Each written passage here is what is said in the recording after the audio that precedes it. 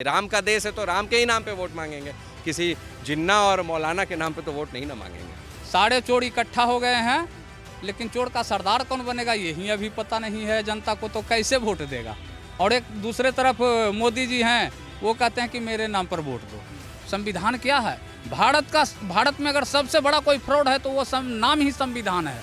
अल्लाह अकबर से बड़ा कोई लिंचिंग है क्या? बम किसके नाम से पहले फटता है? अल्लाह अकबर बोलते हैं तभी बम फटता है। जय श्री राम में कौन सा बम फट गया? बार बात होती है सनातन खतरे में है, धर्म खतरे में है, तो आपको क्या लगता है कि वोटर के तौर पे कि एक नागरिक के तौर पे? देखिए, एक नागरिक के तौर पे धर्म तो कभी खतरे में हो ही नहीं सकता, क्योंकि जिस जगह से निकल रहे हैं, जहाँ पे खुदाई हो रही है, वहाँ पे शिवलिंग निकल जा रहा है, त्रिशूल निकल जा रहा है, तो ये इतना गहरा इतिहास है कि ये कभी खतरा में नहीं हो सकता।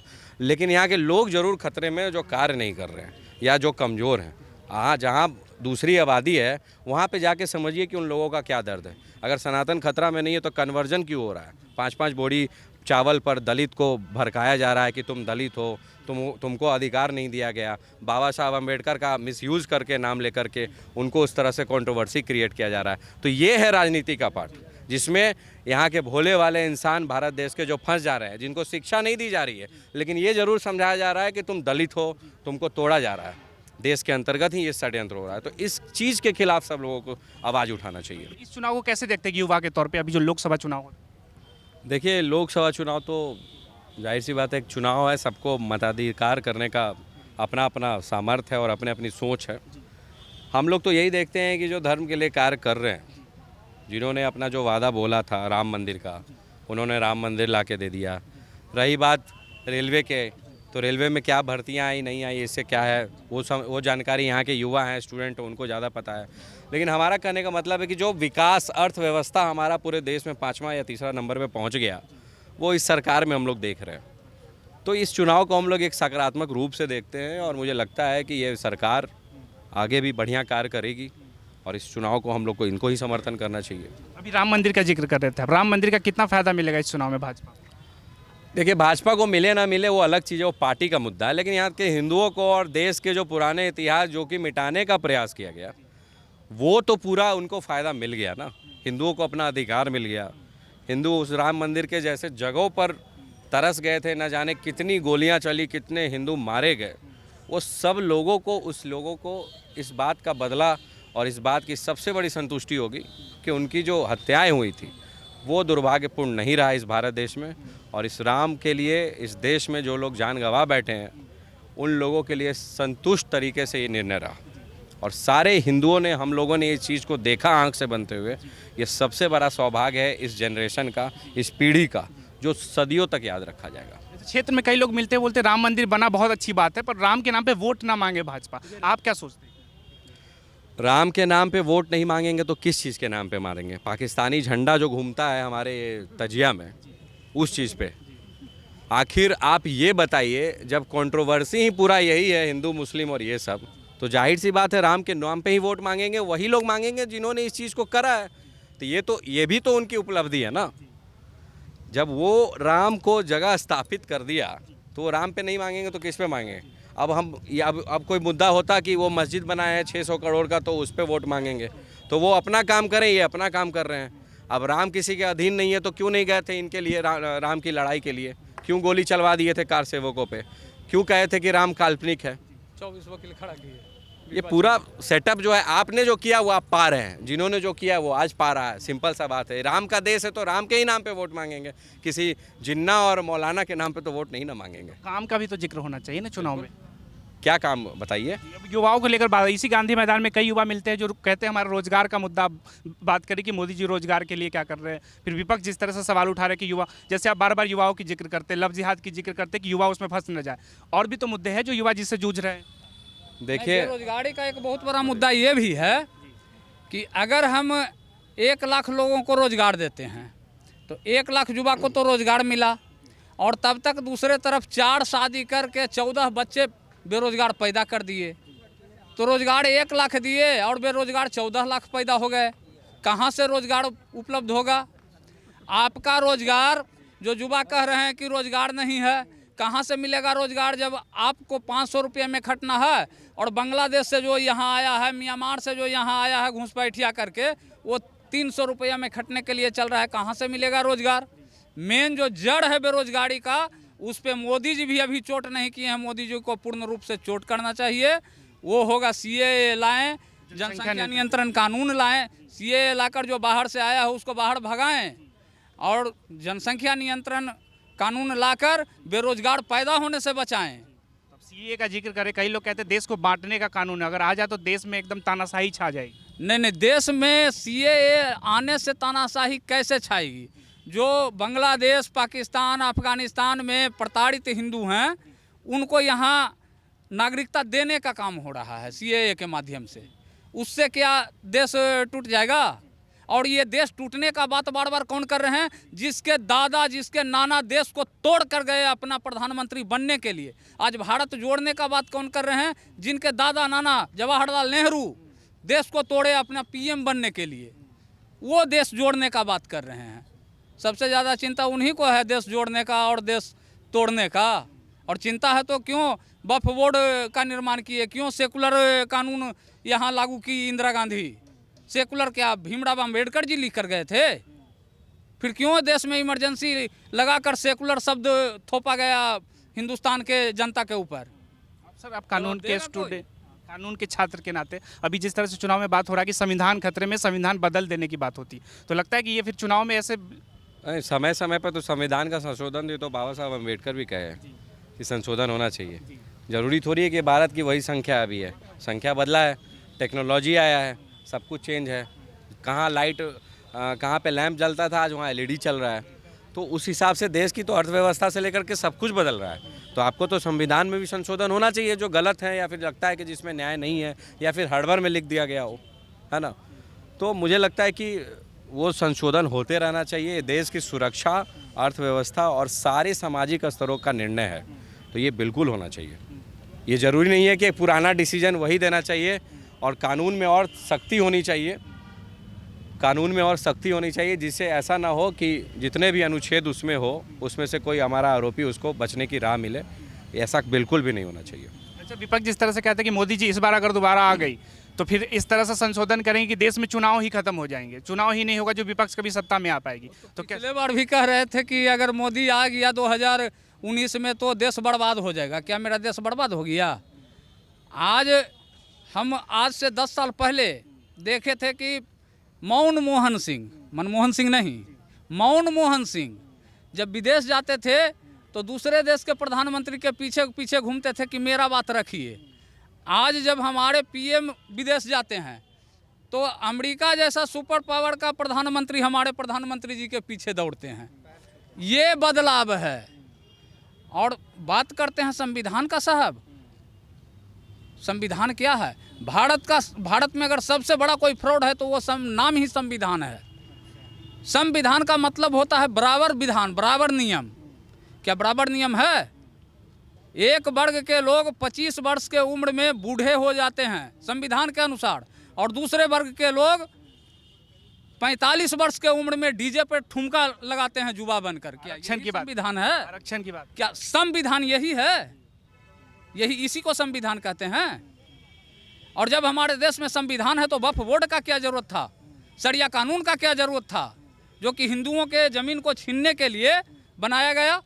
इस्लाम को पैदा हुए 1400 साल होता है और 1600 साल पुराना मंदिर को वो अपना संपत्ति घोषित कर देता है। और ताज्जुब का बात तो ये है कि हम अपना संविधान के आगे उस केस को लेकर नहीं जा सकते हैं। उसके लिए वही कसाई के पास जाना होता है जो हमें काटने के लिए तैयार है, हमारा संपत्ति छीनने के लिए तैयार है। क्या ये संविधान है? इसलिए संविधान में संशोधन जरूरी है। संविधान जो बाबा साहब अम्बेडकर लिखे थे वो पूर्ण संविधान लागू ही नहीं हुआ, और जो लागू हुआ उसमें भी बार बार संशोधन करके एक कम्युनिटी को फायदा दिया गया और हिंदुस्तान के हिंदुओं को ठगा गया। तो आपके अनुसार आरक्षण सिस्टम खत्म कर देना चाहिए? आरक्षण सिस्टम खत्म कर देना चाहिए हम नहीं कहते हैं। आरक्षण उन लोगों को देना चाहिए जो आरक्षण लेने के लायक हैं। आरक्षण का लाभ वो लोग ले रहे हैं जाति के नाम पर, जो सांसद बन गए, विधायक बन गए, आईजी बन गए, एसपी बन गए, सर्विस में चले गए। क्या उनको आरक्षण का जरूरत है? लेकिन आरक्षण का लाभ वो ले रहे हैं। और हमारे गरीब बंधु लोग जो हैं, गरीब भाई लोग जो हैं, जिन्हें आरक्षण मिलना चाहिए, उन तक आरक्षण का लाभ नहीं पहुंच रहा है। तो आपके अनुसार आरक्षण आर्थिक स्थिति पे होनी चाहिए? बिल्कुल आर्थिक स्थिति पे आरक्षण होनी चाहिए। और अगर देश में शिक्षा में जो आप आरक्षण देते हैं, शिक्षा में आरक्षण देने का मतलब है कि प्रतिभा को आप तलवार से काट रहे हैं। देश का शिक्षा व्यवस्था अगर आगे बढ़ाना है और देश में आरक्षण का जरूरत खत्म करना है तो आज लगभग प्रत्येक गांव में स्कूल है। हर गांव में स्कूल के साथ एक हॉस्टल बनवाइए और उस हॉस्टल में जिसका 15,000 से नीचे का आय है उस व्यक्ति के 5 साल से ऊपर के बच्चे को हॉस्टल में रखिए 8 दिन, हफ्ता में 1 दिन छुट्टी दीजिए, घर से कपड़ा साफ करवा के आए फिर 7 दिन रखिए और बराबर शिक्षा दीजिए, एक शिक्षा पद्धति लागू कीजिए। और इससे होगा ये कि किसी को ये कहने का मौका नहीं मिलेगा कि हाँ हमको किताब नहीं मिला, हमें कॉपी नहीं मिला, हमें पढ़ने का मौका नहीं मिला। शिक्षा एक हो और ये तब होगा जब जितने भी नेता हैं, जितने भी सर्विसमैन हैं, उनके बच्चे को सरकारी स्कूल में पढ़ना अनिवार्य कर दिया जाएगा। शिक्षा का स्तर 5 साल के अंदर ऊपर उठ जाएगा। कई लोग कहते हैं उन्हीं लोग का तो प्राइवेट स्कूल चलते हैं बड़े-बड़े, तो फिर कैसे होगा? 5 साल में ऊपर उठ जाएगा और 10 साल के बाद आरक्षण का कोई जरूरत ही नहीं रहेगा। जो समर्थवान है, जो प्रतिभावान है, वो व्यक्ति खुद वो लड़का पढ़ के अपना जगह पकड़ लेगा, क्योंकि शिक्षा सबको बराबर मिल रहा है, किताब सबको बराबर मिल रहा है, पढ़ाई सबको बराबर मिल रहा है। मेरे एक सवाल, आप शिक्षा की बात कर रहे हैं, बिहार के एक मुख्यमंत्री है लालू प्रसाद यादव, वो एक चरवाहा विद्यालय की बार बार जिक्र करते हैं, उससे लगता है समाज में कुछ बदलाव हुआ था उस दौर में? हाँ, बदलाव हुआ था। बदलाव ये हुआ था कि चरवाहा विद्यालय के नाम पर बहुत सारा फंड इधर उधर हड़पा गया और उसमें कोई चरवाहा पढ़ा नहीं, उसमें कुत्ता बैठा, जानवर बैठा और लोग अतिक्रमण करके कोई प्याज रख रहे हैं, कोई आलूआ रख रहे हैं। यही तो बदलाव हुआ। एक आध वो चरवाहा विद्यालय से मास्टर बन के आया है तो बता दीजिए, एक आध गो इंजीनियर बन के आया है तो बता दीजिए, एक आध गो डॉक्टर बन के आया है तो बता दीजिए। यही बदलाव हुआ कि शिक्षा चरवाहा विद्यालय बनाने के नाम पर घोटाला हुआ। दूसरी तो तेजस्वी यादव जिस तरह से करे, हमने बहुत रोजगार दे दिया अपनी सरकार में, 17 महीने की जो सरकार। तेजस्वी यादव रोजगार दिए कि नीतीश जी रोजगार दिए, यही गांधी मैदान में जिसको उन्होंने सर्टिफिकेट दिए और उनसे आप जैसे मीडिया बंधु जाके पूछ रहे हैं कि बिहार का राज्यपाल कौन है तो नहीं जानते हैं, बिहार में जिला कितने हैं तो नहीं जानते हैं, बिहार झारखंड का बंटवारा कब हुआ तो 2005 में, जबकि हमें पढ़ाई छोड़े हुए कम से कम 30 साल हो गया। हम जानते हैं कि बिहार का बंटवारा हुआ है 2000 में और बिहार झारखंड का, और झारखंड का बंटवारा होने के बाद पहला मुख्यमंत्री बाबूलाल मरांडी बना था। और जिनको ये सर्टिफिकेट दे रहे हैं उनको ये भी पता नहीं है कि यहाँ का राज्यपाल कौन है, फिर से उस पर जांच बैठ रहा है। और लालू जी जो यादव का नेता बनने चले हैं तो ठीक है लालू जी, क्या यादव में पढ़ा लिखा व्यक्ति नहीं है सीएम बनने के लिए? आप उनको क्यों नहीं बनाते हैं? जो मास्टर डिग्री करके बैठे हुए हैं यादव कास्ट में, उनको बना दीजिए, वो विकास करेंगे। नहीं, जो मास्टर डिग्री लेके बैठे हुए हैं, जो प्रोफेसर बन के बैठे हुए हैं, जो डॉक्टर बन के बैठे हुए हैं यादव, वो वोट दीजिए मुख्यमंत्री मेरा बेटा बनेगा। तो ये तो यादवों को ठगने का भी काम हुआ। तेजस्वी जी कहते हैं कि हमने 2-2 मुख्यमंत्री अपने घर में देखा, अनुभव हमारे पास ज़्यादा है, अगर हम इसलिए डिजर्विंग हैं। तेजस्वी जी जो कहते हैं आप सुनते हैं इसलिए कि आपका उम्र उतना है, और हम देखे हुए हैं, 47 में हैं तो हम देखे हुए हैं बाबू कि लालू जी के राज में क्या हुआ, राबड़ी देवी जी के राज में क्या हुआ। क्या हुआ था भाई? जंगल राज किसके राज को कहा जाता है बताइए? बिहार के टोटल आप लोग से पूछते हैं जी, जंगल राज किनके राज को कहा जाता है बताइए? सुन लिए, यहाँ तक कि गांव के गांव काटा गया था लेकिन कहीं कोई प्रशासन नहीं पहुंचता था, प्रशासन पहुंचता था कटाने के बाद। ये तो देखे बिहार में। आप कहाँ से? दिल्ली से आए हैं? दिल्ली से। तो दिल्ली की जो जनता उनको बताइए कि जंगल राज क्या। लोग कहते थे कि दिल्ली से चलें या यूपी से चलें तो गाड़ी 4 व्हीलर में सोए हुए हैं, जहाँ पर नींद टूट गया तो समझो कि बिहार के रोड पर गाड़ी घुस गया। इतना बिहार में गड्ढा हुआ, अलकतरा घोटाला, अलकतरा तक के तो पी गए, चारा तक के तो खा गए। और कहते हेमा मालिनी की गाल की तरह हम बिहार में सड़कें बनाएंगे। हाँ, एक बेली रोड को बनाए थे 10 किलोमीटर, जो बनाए हैं वो हम नहीं कहेंगे, उदाहरण देने के लिए ही, या हो सकता है हेमा मालिनी को चिढ़ाने के लिए, जिस भी उद्देश्य से 10 किलोमीटर बनाए थे, जिसके चलते कि उनको जेल जाना पड़ा। इस चुनाव में क्या होगा, क्या लगता है इस चुनाव में?